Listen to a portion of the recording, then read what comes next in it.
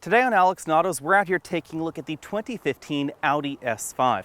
Now this review will also cover the A5 as well as the RS5 in some small amount, but we'll be focusing primarily on this S5. In terms of overall design, you can think of the S5, the RS5, and the A5 as the coupe version of a hybrid between the Audi A4 and the Audi A6.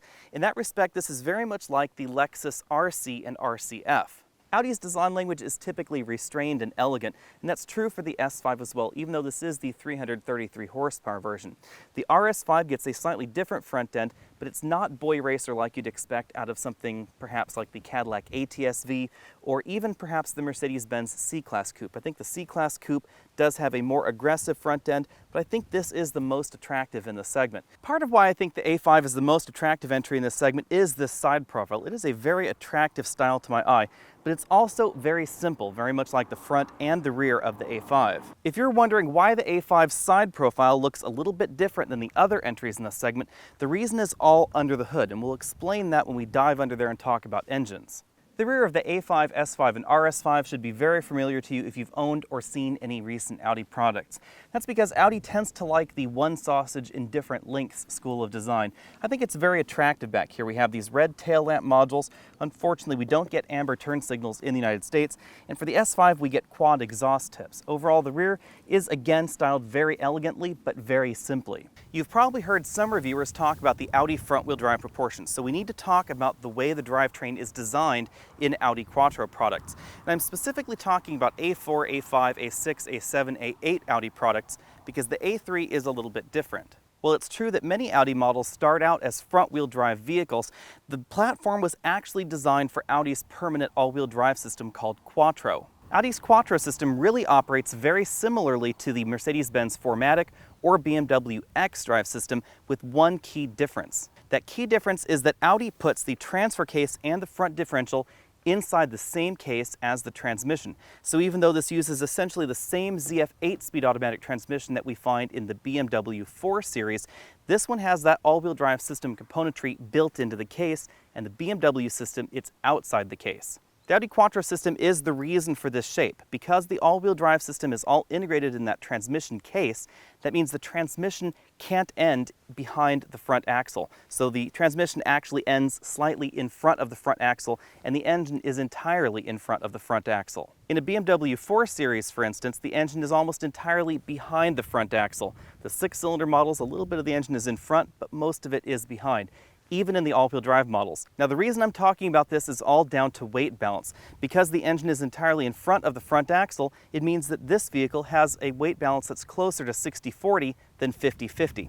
And the BMW 4 Series in most versions is right around 50-50. From this angle you can really see what I mean, because the front axle is right around here, right around these strut towers, and the entire engine is in front of that portion of the vehicle. Now that does mean on the flip side the engine's easier to work on than an engine that would be jammed all the way towards the back of the firewall. The A5 starts out with a 2-liter 4-cylinder turbocharged engine producing 220 horsepower and 258 pound-feet of torque.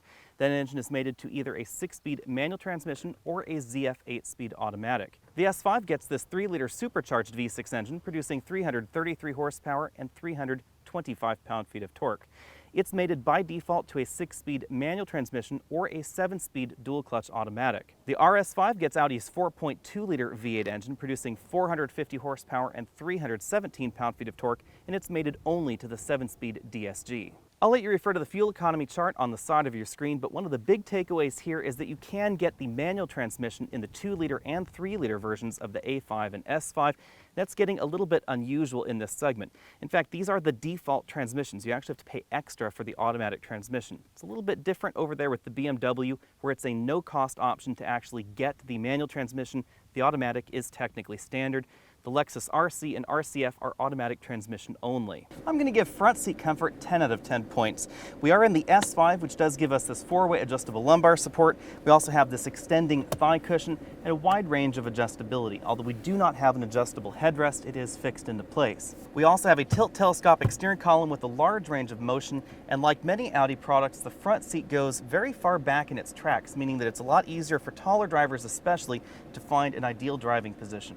As you'd expect from a vehicle in this price range, the front passenger seat has the same range of motion as the driver's seat. The Audi has slightly less room in the back seat than you'll find in the 4 Series or the Mercedes-Benz C-Class, but getting in the rear is very much the same. Getting in and out of the rear is made a little bit easier by this automatic electric seat. You just press the button right there, it scoots all the way up to the front of its track to make it easier to get in and out of the back, and then we press the button to pull the seat back again. Rear seat comfort in this segment comes in at around 8 out of 10 points. I realize that sounds a tiny bit high. This is a little bit less comfortable than you'll find in the BMW 4 Series, right about the same as the Mercedes-Benz C-Class, and a little bit more comfortable than the Lexus RC. One thing that's done very nicely back here, however, is the fit and finish, the materials quality. We also get a very large, softly padded center armrest with a storage cubby right there. We get large cup holders, which are a little bit surprising in the back of a German vehicle. This is a 4-seat vehicle, so there's no center seat belt. And we also get a ski pass-through in the back. That makes this a little bit more practical than the simple 60/40 folding seat backs you find in some of the vehicles. Of course, this also folds in a 60/40 fashion right like that, and we have a very, very large cargo pass-through to the trunk. The one thing, unfortunately, that is lacking back here is headroom. My head is touching the ceiling. You do have to crane it to one side in order to sit back in the seat. One thing I found a little bit disappointing in the A5 and S5 is that we have a cargo area that's a little bit smaller than you'll find in the BMW 4 Series. The BMW 4 Series has just under 16 cubic feet of storage space. In this vehicle, we have just under 13. On the bright side, however, if you get the A5, the S5, or the RS5 convertible, we don't lose quite as much trunk space because it is a soft top, not a hard top. Still, there is more than enough room to fit 24-inch roller bags and 26-inch roller bags. We can even put them on their side right like that. We have hinges that do impact the trunk volume. However, they are nicely hidden off to the side. We have release handles for the rear seat backs back here, so you can do that from either inside the vehicle or right here in the trunk. Under the cargo load floor, you won't find any additional storage. However, you will find a spare tire. Overall, the S5's trunk gets 8 out of 10 points in my exclusive Trunk Comfort Index. I think that the convertible version gets 9 out of 10 points because it is a reasonably sized cargo area. We also have a nice helper handle here to help you close the trunk lid and a very nicely done emergency escape release. Starting at our interior tour, on the ceiling, we do have a slightly translucent fabric right here for the sunroof. That's not my preference. I would prefer something that was a little bit more opaque. It would help give me a little bit less of a headache and can make the interior a little bit cooler in the sun. Moving down from that, we have adjustable height headrests for the rear passengers, fixed height headrests for the driver and the front passenger, and fixed height seat belts there as well. Because we're in an S5, we have combination Alcantara and leather front seats with S5 embossed in the leather section right there. We also get a little bit more adjustability with an extending thigh cushion that is manual. One thing to know about Alcantara is that it can pill if you do rub it a great deal, so be careful when you clean it. The front door panels are mostly soft touch plastic, although we do get an Alcantara insert right there in the center. You will find some hard plastics inside that storage bin on the bottom. Like most Audis, the design theme is simple and elegant, so we don't have any aluminum trim or wood trim going on the dashboard, just a soft touch injection molded dashboard. Hard touch plastic for the cover for the glove box there. Moderately sized glove box, 2 tiers. You can see that we have one small shelf right up there and then a larger shelf below that. In the corner of the glove box is where you will find the auxiliary inputs. If you want to plug in an iPhone or a USB device, that's where you'll find that connector right there inside the glove compartment. Moving over to the center of the dashboard, we have a center channel speaker right up there up top, and then we have our relatively small MMI screen right here, and that's because the Audi S5 and A5 and RS5 are a little bit older than some of the other Audi models out there, so we get a screen that's a tiny bit smaller than you'll find in some of the Audi models. Below the screen, we have 2 large air vents. You'll also find the single slot optical disc player and this little panel right here where you can insert SD card slots and the SIM card for the data services integrated with MMI. We have dual zone climate control and our Audi Drive Select right here. You'll notice something unusual in this model, and that is we have a 6-speed manual transmission, even though we also have all-wheel drive. And that is somewhat of a rare combination, even in the luxury segment. We have holders right here for cards or parking tickets. We have a small storage cubby right here that's an ashtray in our particular model, 12-volt power outlet off to the side there. Electric parking brake, start, stop button right over here, and then the controls for our Audi MMI system below that. Direct access buttons to the various features, telephone, navigation, media, radio, etc. The 4 contextual buttons in the system. This is a joystick, so this rotates around, and this toggles up, down, side to side, and clicks down to enter. I'll take the soda out of the way so you can see that a little bit more clearly. Now, like many European vehicles, we do have one cup holder that's a little bit too small for this particular soda. It barely fits in there, so you do have to put that in the larger cup holder. Behind that, we have a softly padded center armrest that slides forward and backward. It'll actually cover that smaller cup holder right there. It also ratchets into position to give you a better height for your armrest. If we open it all the way up, you'll see that we have a relatively small storage cubby right there. That is because we're in a all-wheel drive vehicle and the drive shaft has to go somewhere. On the driver's side, we have this gray-faced 4-dial instrument cluster. You can see that we have these smaller dials over here on the left and the right for engine coolant temperature, fuel level, and then these larger gray speedometers and tachometers with a full-color multi-information display right there in the middle. The multi-information display is controlled a number of different ways. We have this little scroll wheel right here that clicks to OK, and that's used for going forward and backward on tracks depending on the source that you're on. And then the rest of the functions are actually controlled via this stalk right over here on the side. We actually have a button right here that toggles up and down on the end of the stalk, and then a reset button below that. We have a variety of different displays in the system. We of course have the typical trip computer information. We also have a screen that shows us fuel economy information and how we could drive a little bit more efficiently. Right now we could save a little bit of gasoline if we turn off the air conditioner, for instance, how green we're driving, that sort of thing. We cycle back around to various displays in this system. And then if we use the wheel on the steering wheel, that's how we can actually change tracks depending on what media device we're on. For instance, if we're on the Sirius XM interface, we can use this to actually change the Sirius XM channel as we scroll through it right like that. If we had a USB device or an iPod connected, we could use that to change the tracks on the current playlist as well. The mode button on the steering wheel allows us to cycle through to the telephone interface. You can see if I keep pressing it, it'll change the different displays right there on the screen. So if we're over here on the telephone interface, we have access to our directory, dialed numbers, missed calls, etc. Zooming out from there, you can see that we do have this Audi flat bottom 3-spoke steering wheel with very aggressive sport grips up here. You can see the controls that we have on the steering wheel as well. It's that mode button and the scroll button I was showing you earlier. We have a volume scroll button right over here. We click down to mute, repeat button for the nav system, voice command button.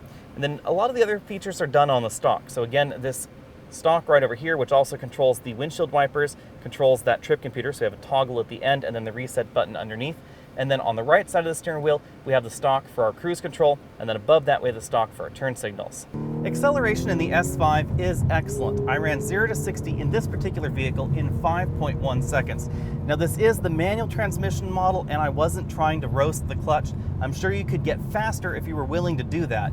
You will of course get faster, repeatable 0 to 60 times in the automatic transmission version, and for the S5, that would be the 7-speed dual clutch transmission, essentially the same one that you find in the RS5. The same goes for the BMW competition. The fastest version of the 435i would be the one with the all-wheel drive system and the automatic transmission.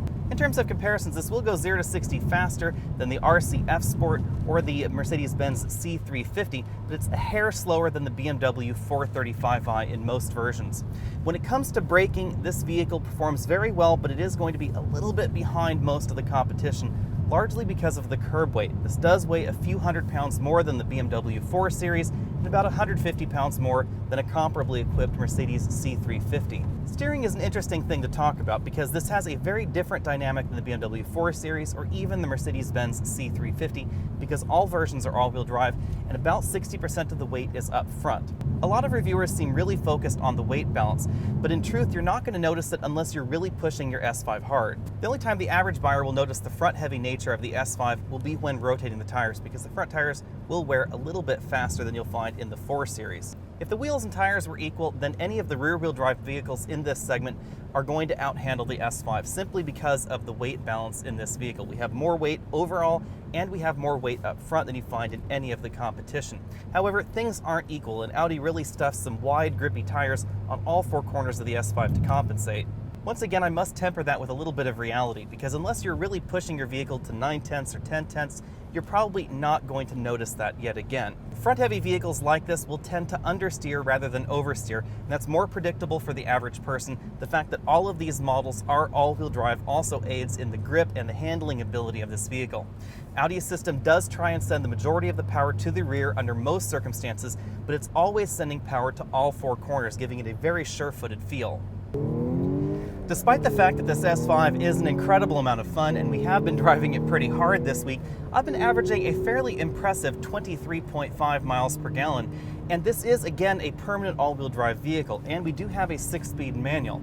Now, the 7-speed dual-clutch transmission will give you better real-world fuel economy simply because it's going to always be using those higher ratios whenever possible. And, of course, a manual transmission, it's up to me to decide when to shift. I like to leave it in about 5th gear or so. The cabin in the S5 is not as quiet as the BMW 4 Series, but it is a little bit quieter than the RC or the Mercedes-Benz C-Class. The noises that do come into the cabin are absolutely excellent, however, and you can thank the fact that this is a supercharged engine not a turbocharged engine for that. Because a turbocharged engine has that turbo in the way of the exhaust, so the exhaust noises are a little bit different. And that's why BMW has been piping fake exhaust noises in most of their vehicles for a while. This vehicle has an excellent exhaust note inside and out because the supercharger is not affecting that exhaust note. It's not in the way of the exhaust, just in the way of the intake. It does sound a little bit better as a result. The ride is very well composed, although I do think that the dynamic suspension system is a good upgrade option. Our particular model has the optional 19-inch wheels, which do affect the ride a little bit, but overall this is still a very composed ride. I like the way that Audi tends to design the suspensions in their vehicles because they tend not to be as harsh as some of the competition. So the Mercedes C63 AMG, for instance, is just a little bit too harsh for me. The M4, again, just a hair too harsh, and I think that the Audi versions are a little bit better sorted overall. The biggest thing you'll notice about the S5 when you're out test driving it really is this supercharged V6 engine, because it makes it feel very different than the BMW or the other turbocharged engines out there. There's zero turbo lag in a supercharged engine design, and that's why Audi does it. The trade-off for that instant power is a slightly reduced torque figure because the supercharger does consume some engine power, as well as slightly lower fuel economy in general compared to a turbocharged engine. The difference is even more noticeable when we take a look at the Cadillac, the Lexus, and the Mercedes, because we get that instant torque right from idle in a supercharged engine, as well as larger overall torque numbers. I realize this is going to sound a little bit funny to say, but this S5 reminds me a little bit of my Volvo V70R that I had a few years ago. I also had the 6-speed manual in that Volvo. I bought that Volvo for the same reason that I am drawn to this X5. This is not the best handling vehicle in this segment, but I like the way that it drives. I like the way that it seems to fit my particular preferences. It is a little bit front heavy, but again, that is a little bit more predictable. It doesn't have the rear wheel drive dynamic, which, is a little bit sad sometimes, but I think that overall I'm willing to trade that for this excellent all-wheel drive system. There was a time where the Audi option in each segment was the value option, and that's different for the A5, the S5, and the RS5 alike. The A5 starts at $40,000 for the 2-liter turbocharged engine and the 6-speed manual transmission.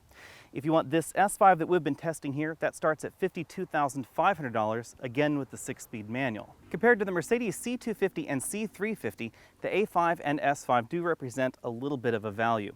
Now we get a few more options in the Mercedes standard than we get in this vehicle, so the price tags end up roughly about the same, adjusting for feature content. However, this will be faster than the Mercedes in both versions. Both this S5 compared to the Mercedes-Benz C350 or the A5 compared to the Mercedes-Benz C250. When comparing the vehicles with one another, keep in mind that the Audi has standard all-wheel drive, but it doesn't have a standard automatic transmission. And over on the Mercedes side, you will find a standard automatic. BMW's 428i starts a little bit more than the base version of this, but it is faster. Now it starts, of course, in rear-wheel drive, but includes a standard automatic. If you were to add an automatic transmission to this, it will actually be more expensive than a base 428i. The S5 we're taking a look at right here compares to the BMW 435i. The 435i is the same speed or slightly faster depending on the version that you get. However, it is significantly less expensive than the S5. Now, interestingly enough, when we take a look at the BMW M4, the M4 is actually less expensive than a starting RS5. Admittedly, you cannot get all-wheel drive in the M4, and that is standard, of course, in the RS5. Even though the A5 has been around for a while, I think that the exterior and the interior look fresher than the Cadillac ATS. The Cadillac ATS Coupe and the Lexus RC Coupe are, of course, going to be the value entries in this segment. The Lexus RC is a little bit closer to the size of this A5 and S5 than the Cadillac ATS is. The ATS Coupe is a little bit smaller because it was sized after the last generation BMW 3 Series, not this current crop of German sedan and German coupe. The Cadillac ATS is probably the most direct and most engaging entry in this segment. Cadillac really went after an incredible driving dynamic in the current generation ATS. The Lexus RC is direct, but it's not as direct as the Lexus IS. It feels a little bit more isolated, a little bit more like the current generation BMW 4 Series. Cadillac will be offering an engine lineup that more closely mirrors the German competition, whereas Lexus with the RC is only offering two engines, a 3.5-liter V6 engine that's performance-wise somewhere between the A5 and S5, and a 5-liter V8 engine that's really more along the lines of the Audi RS5, although you can't get all-wheel drive over there in that Lexus RCF. Depending on how you configure your S5, this will be between $4,000 and $6,000 more than a BMW 435i.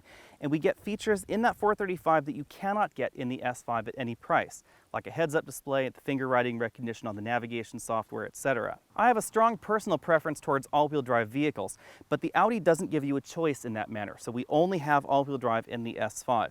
BMW does give you that choice with the manual transmission or with the automatic, so you can get it in either rear-wheel drive or all-wheel drive. Any way you slice it, the 4 Series is a better handling vehicle when it comes to absolute numbers. If you put identical tires on them, they're going to handle a little bit better than the S5 models. That's simply down to the weight balance. Now, of course, I tend to prefer the way the Audi handles over the way the BMW 4 Series handles. However, I have to admit that the BMW 4 Series does handle better. Overall, I'm going to have to give the win in this segment to the BMW 435i because not only is it a slightly better handling vehicle, slightly faster to 60, but it's also a better value than this current generation Audi S5. Now that said, if my money were on the line, I might be tempted to get the S5 instead of the 435i xDrive, largely because I think this is a slightly more attractive vehicle. I also like the fact that it's less common than the 435i. It's a little bit more unique out there on the market.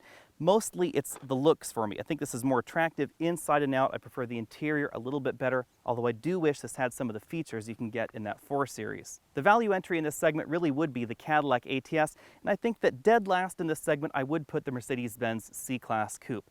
The C-AMG is very fast for sure, but the transmission really is not as smooth as the dual clutch transmissions that you find in the S5 or in the RS5.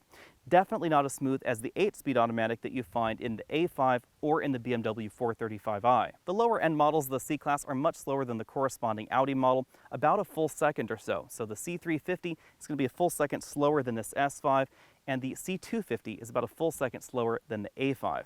Thanks for taking the time to check out this video. Again, I'm Alex Dykes, and this has been the 2015 Audi S5. Go ahead and click that subscribe button at the bottom of your screen so you can be updated on all of my latest videos, including the upcoming full review on the Lexus RCF. That should be around in about a month or so.